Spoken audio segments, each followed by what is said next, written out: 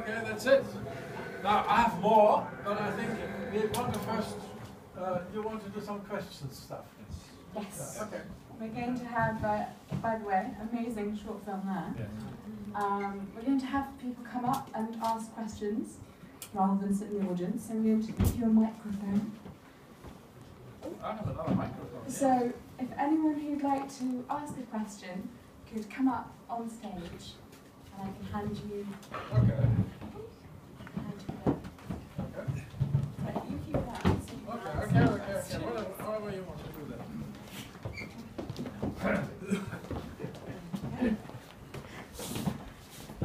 So hi, Jan, thank you so much You're most welcome. for those films and what you told us so far.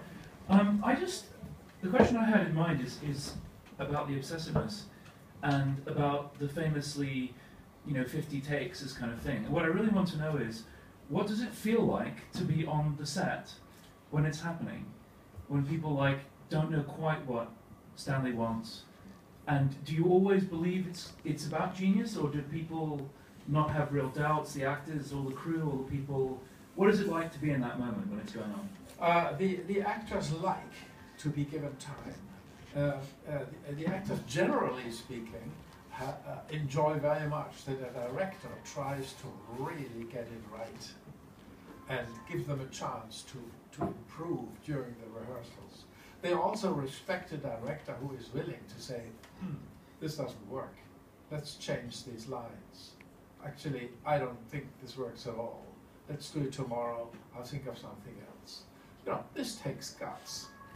And this takes also a framework whereby you have a relatively cheap operation, because otherwise you can't do that.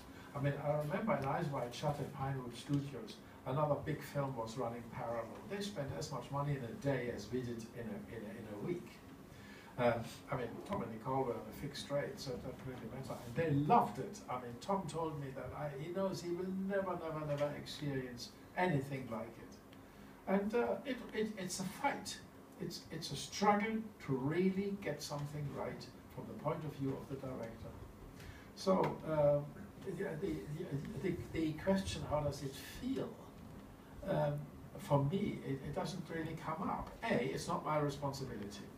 That's for openers. I'm not the filmmaker. My role was to get what is required, whether it's people or things or rights or music or permissions or police or whatever it is. So I have nothing to do with what you see on the screen. So I loved my work. I loved my position, and I would be the last person who would criticize an artist who really tries to get it right. And he is the only one who has to decide whether it's right or not. It's not a democracy. It's not a committee. No committee ever has created a great work of art. No committee has ever written a symphony, a novel, a string quartet, or made a film.